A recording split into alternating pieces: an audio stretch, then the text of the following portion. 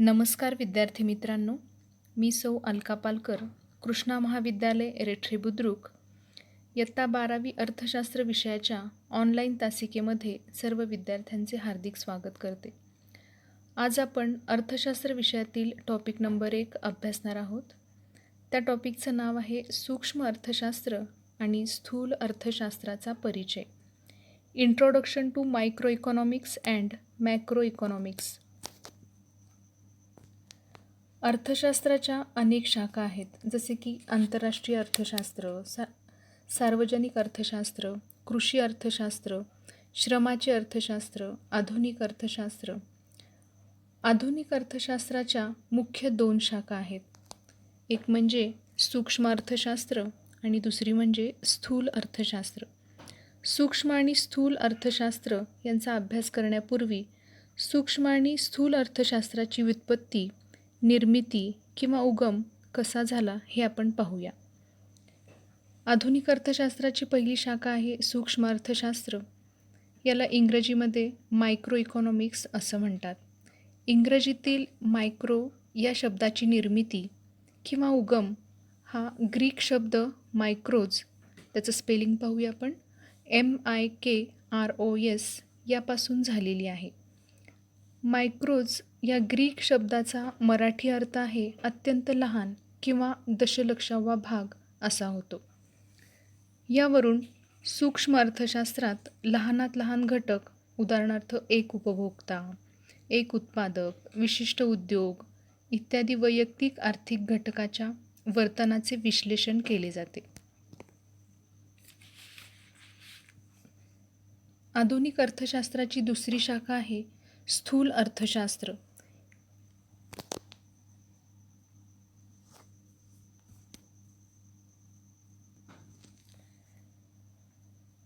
स्थूल अर्थशास्त्राला इंग्रजीमध्ये macro economics असे म्हणतात. यातील मॅक्रो या शब्दाची व्युत्पत्ती किंवा उगम हा ग्रीक शब्द मॅक्रोज MAKROS यापासून झालेली आहे. मॅक्रोज या शब्दाचा मराठी अर्थ आहे मोठा किंवा समग्र असा होतो. यावरून समग्रलक्षी अर्थशास्त्रात संपूर्ण अर्थव्यवस्थेचा अभ्यास केला जातो. उदाहरणार्थ एकूण राष्ट्रीय उत्पन्न, एकूण उपभोग, एकूण बचत इत्यादी. आता आपण सूक्ष्म आणि समग्र अर्थशास्त्राचा वापर सर्वप्रथम कोणी केला हे पाहूया. सूक्ष्म अर्थशास्त्र आणि समग्र अर्थशास्त्र या संकल्पनांचा किंवा शब्दाचा सर्वप्रथम वापर 1933मध्ये ओस्लो विद्यापीठातील नॉर्वेजियन अर्थशास्त्रज्ञ रॅग्नर फ्रिश यांनी केला.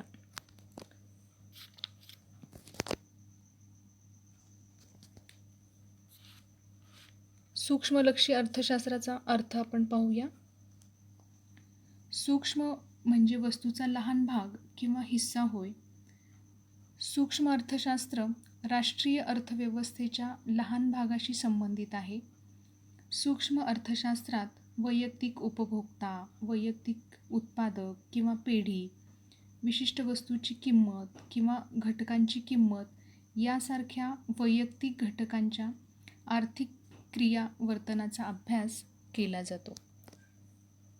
यावरून आपल्याला असं लक्षात येतं की सूक्ष्म अर्थशास्त्रामध्ये लहानात लहान घटक घेऊन त्या घटकाचा बारकाईने किंवा तपशीलवारपणे अभ्यास केला जातो.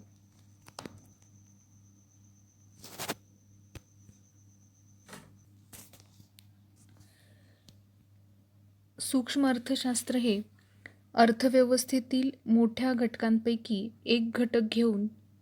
एक छोटा घटक घेऊन लहानात लहान घटक घेऊन त्या घटकाचा तपशीलवार सविस्तरपणे बारकाईने अभ्यास करते. उदाहरणार्थ सूक्ष्म अर्थशास्त्र हे जंगलातील अनेक झाडांपैकी एक झाड घेऊन एका झाडाचा सविस्तरपणे अभ्यास करते, बारकाईने तपशीलवारपणे अभ्यास करते. दुसरं उदाहरण जर घ्यायचं झालं तर बाजारामध्ये असंख्य ग्राहक असतात. त्या ग्राहकांपैकी एका ग्राहकाचा सविस्तरपणे अभ्यास करणे म्हणजे सूक्ष्म अर्थशास्त्र होय. यावरून आपल्याला लक्षात येतं की सूक्ष्म अर्थशास्त्रामध्ये अर्थव्यवस्थेतील लहानात लहान घटक घेऊन त्या घटकाचा आपण सविस्तरपणे अभ्यास करत असतो. यानंतर आता आपण सूक्ष्म अर्थशास्त्राच्या व्याख्या पाहूया. सर्वप्रथम मॉरिस डॉब यांनी सूक्ष्म अर्थशास्त्राची केलेली व्याख्या आपण पाहूया. मॉरिस डॉब म्हणतात, अर्थव्यवस्थेचे सूक्ष्मदर्शी अध्ययन म्हणजे सूक्ष्म अर्थशास्त्र होय. आता सूक्ष्मदर्शी यंत्रक आपण पाहिलेलं आहे, सूक्ष्मदर्शक यंत्र पाहिलेलं आहे. याचा वापर आपण अतिशय लहान गोष्टी की ज्या आपण साध्या डोळ्याने पाहू शकत नाही अशा गोष्टी पाहण्यासाठी आपण याचा वापर करतो. आता अर्थव्यवस्थेमध्ये सुद्धा प्रचंड खूप मोठे घटक आहेत की जे घटकांचा आपल्याला तपशीलवारपणे अभ्यास करायचा असतो. मग सूक्ष्म अर्थशास्त्र हे अर्थव्यवस्थेमध्ये असणारे जे काही लहानात लहान घटक आहेत त्या लहान घटकाचा सविस्तरपणे अभ्यास करण्यासाठी याचा उपयोग केला जातो. उदाहरणार्थ, अर्थव्यवस्थेतील एक उपभोक्ता, एखादी उत्पादन संस्था, एखाद्या वस्तूची किंमत कशी ठरते किंवा किंमत निश्चिती यासारख्या घटकांचा अभ्यास करण्यासाठी आपल्याला सूक्ष्म अर्थशास्त्र हे मदत करतं. त्याचबरोबर दुसरी व्याख्या आहे A.P. लर्नर यांनी सांगितलेली.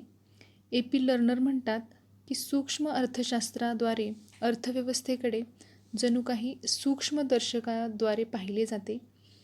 अर्थव्यवस्थारूपी शरीरातील लाखो पेशी म्हणजे व्यक्ती आणि कुटुंबे उपभोक्त्याच्या रूपाने आणि व्यक्ती व उत्पादन संस्था उत्पादकाच्या रूपाने अर्थव्यवस्थेच्या संचलनात कशा प्रकारे भूमिका पार पाडतात हे अभ्यासण्यासाठी सूक्ष्मलक्षी अर्थशास्त्र या पेशीकडे जणू काही सूक्ष्मदर्शकातून पाहते. आता या व्याख्येमध्ये लर्नर यांनी अर्थव्यवस्थेला मानवी शरीराची उपमा दिलेली आहे. मानवी शरीरामध्ये लाखो पेशी असतात आणि ह्या लाखो पेशी आपल्या शरीराचं कार्य नियंत्रित करत असतात. आपलं शरीर योग्य पद्धतीने चालवण्यासाठी मदत करत असतात. त्याच पद्धतीनं अर्थव्यवस्थेमध्ये सुद्धा लाखो घटक आहेत. ते लाखो घटक किंवा लाखो पेशी म्हणजेच सर्व व्यक्ती, कुटुंब, उत्पादक, उत्पादन संस्था ह्या आपल्या पद्धतीनं कार्य करतात आणि त्यामुळे आपली अर्थव्यवस्था सुरळीतपणे चालू असते.